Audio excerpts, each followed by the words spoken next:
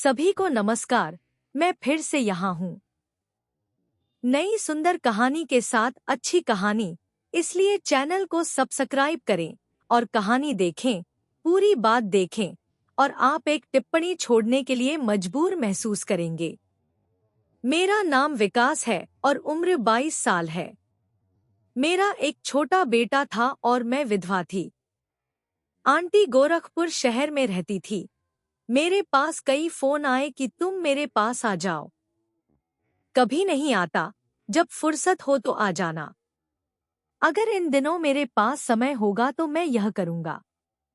वह अपनी माँ से बात करने के बाद गोरखपुर जाने वाला था, तो मैं और मेरी माँ वहाँ घूमने जा रहे थे। मुझे अच्छा नहीं लगा और मैं गोरखपुर घूमने चला गया। मैं अपनी चाची के पास चला गया।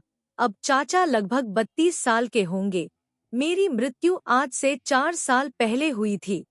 चाची के कोई संतान नहीं थी। सन्नू चाची हममें से एक जवान थी और अच्छी दिखती थी। कहती थी कि मुझे हथौड़े से मार देना चाहिए।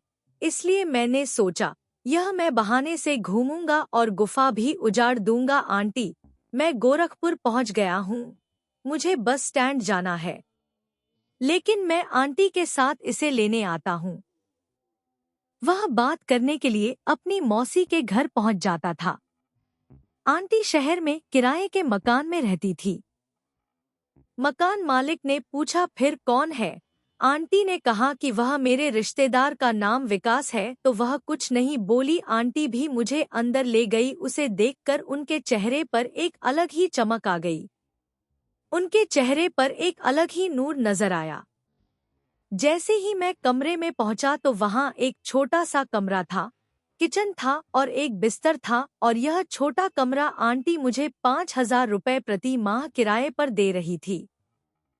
गर्मी के दिनों में नाश्ता वगैरह देती है, तो वह मेरे लिए शरबत लेकर आई और एक बड़ा गिलास भरकर मुझे दिया। मैंने आधा गिलास पी लिया और कहा, सन्नू आंटी, अगर आप नहीं पियोगी तो मैं पी लूंगा। वह मेरे गिलास से बचा हुआ शरबत पी जाता है। मुझे ऐसा लगता है जैसे माँ मुझसे कह रही है कि तुम मुझसे कितना प्यार करते हो जब तुम ऐसी बातें करते हो। रात हो चुकी थी और चाची ने मुझसे कहा कि तुम बिस्तर पर लेट जाओ, मैं फर्श पर गद्दा बिछा दूंगी, मैं सो जाऊंगी। लेकिन मैंने कहा कि नहीं चाची, तुम ऊपर लेट जाओ, मैं पढ़ लूंगा, फिर मैं सो जाता हूँ। सुबह उठना। मैं नहाकर तैयार हो जाता हूँ। हम दोनों बैठते हैं। हम लोग आपस में बात कर रहे थे तो हमने आंटी से पूछा कि आंटी, क्या आप गुफा के बारे में बात कर रही हैं? जब मैं कर रहा था तो आंटी बोली, हाँ मैंने किया। अब मेरे पास समय है, इसलिए मैं हथौड़े का उपयोग कर सकता हूँ। आंटी ने कहा, अगर मैं इससे नाता तोड़ दूं? ठीक है, मैं तुम्हें अभी आधे घंटे बाद बताऊंगा। आंटी मुझे अपनी गुफा दिखाती थी। देखो तुम्हारा हथौड़ा काम आता है या नहीं। मैंने हथौड़ा उठाया और गुफा की ओर तेजी से गाड़ी चलाने लगा। करीब 10 मिनट तक मैं हथौड़ा चलाता रहा। 15 मिनट तक कहीं चला गया।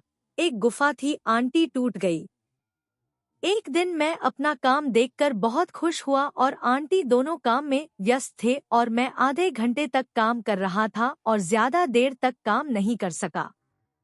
मैं जल्दी थक जाता और तभी कोई घंटी बजाता और मैंने भागकर दरवाजा खोला और मैंने जाकर देखा तो वह मकान मालिक था। जब मैंने उसे देखा तो मेरा चेहरा उतर गया। उसने कहा कि अगर इस महीने का किराया नहीं होता तो मैं अपने पर्स से पैसे निकाल लेता, और मैंने मकान मालिक के चेहरे पर 5,000 रुपए का तमाचा जड़ दिया। मैं दे देता हूँ आंटी। वह पैसे लेकर चला जाता है। तभी मुझे काम पर वापस जाने के लिए मेरे घर से फोन आया कि समीर, तुम्हारे भाई की तबीयत खराब नहीं है, घर वापस आ जाओ।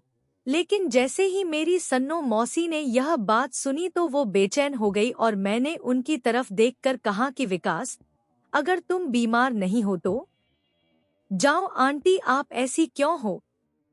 बोली, मुझे समझ नहीं आया आंटी ने क्या कहा। विकास, तुम एक दिन मेरे पति बनोगे? सुनकर आंटी कई बार चौंक गईं। एक बार जरूरत पड़ने पर उन्होंने मेरे पति से बात की, यदि आप इसे पूरा कर देंगे तो मैं उनका अनुरोध मान लूंगा। मैं और वो एक दिन के लिए सन्नू आंटी के पति बन जाते हैं।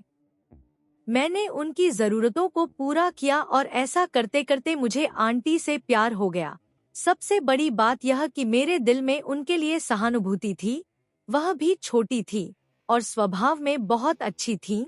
एक दोपहर मैं आंटी के कमरे में था, खाना खा रहा था। तभी आंटी मेरे पास बैठी। मैंने कहा, आंटी आप भी खाओ, तो वह बोली, आप मुझे अपने हाथ से खिलाओगे तो मैं दूंगी, खाऊंगा तो आंटी के टुकड़े टुकड़े कर दूंगा। मैंने आंटी को छोड़कर उनके मुंह में पेलना शुरू कर दिया। मैं प्यार से खा रहा था, तभी उसने मुझसे कहा। हम अपने हाथों से खाना खिलाने लगे। दोनों के बीच प्यार इतना बढ़ गया कि किसी ने सोचा भी नहीं होगा। हम दोनों एक दूसरे से अलग हो गए और हमारी सांसें थम गईं। मुझे लगने लगा कि वह चला जाएगा। मुझे घर से बार बार फोन आ रहे थे, लेकिन एक दिन आंटी रिसीव नहीं कर रही थी। मैंने कहा, मुझसे शादी कर लो। मैंने कहा, आंटी आप क्या कह रही हैं? मैंने कहा, ठीक है। और आंटी वो मेरे गले लग गई और रोने लगी। वह कहती है कि मैं तुमसे बहुत प्यार करती हूँ। और थोड़ी देर बाद हमारे बीच फिर से कुछ ऐसा हुआ जो नहीं होना चाहिए था। रोटी आंटी ने मेरे साथ कुछ ऐसा किया जो मैं नहीं करना चाहता था, लेकिन जब वह हमारे साथ हुआ तो मुझे बहुत अच्छा लगा। यह मैंने सोच लिया कि अब मुझे भी आंटी से शादी करनी है। मैं बस यही चाहता था कि मेरे परिवार को इसका पता चले।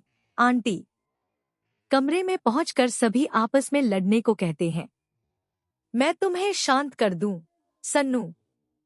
मैं शादी सिर्फ अपनी मौसी से और सिर्फ उनसे ही करूंगा। मैं ऐसा करता हूं और फिर अपने घर वापस चला जाता हूं। मैं सन्नू आंटी के यहाँ वापस नहीं जाना चाहता। विवाहित यहाँ उस छोटे से घर में रहता हूँ जहाँ मैं जाता हूँ, और 1 महीने पहले ही बड़ा हुआ हूँ। मैंने एक घर लिया है और अब अपनी चाची के साथ रहता हूँ कि वह मेरी पत्नी है। तुम उसके साथ वहीं रहो। मेरी सगाई हो गई है और अब मैं एक बच्चे का पिता हूँ और सन्नू चाची भी माँ बन गई है। उनकी खुशी का ठिकाना नहीं रहा। मैंने अपनी सन्नो चाची की बंजर जिंदगी देखी, बंजर खेती को हरा भरा कर दिया। उन्होंने मेरे जीवन को खुशियों से भर दिया। उसने मुझे बहुत प्यार किया और मैं भी उससे प्यार करता हूँ। मैं उनमें से प्रत्येक को अपनी जान से भी ज्यादा प्यार करता हूँ। जरूरत तो पूरी हुई यार। ये रही मेरी कहानी, सही या गलत? दोस्तों कमेंट करें। कहानियां केवल शिक्षा और मनोरंजन के लिए। इन कहानियों से एक जाति या धर्म का निर्माण हुआ है। समुदाय के लोगों को कोई नुकसान नहीं हुआ। कहानी पसंद आए तो सब्सक्राइब करें। टिप्पणी।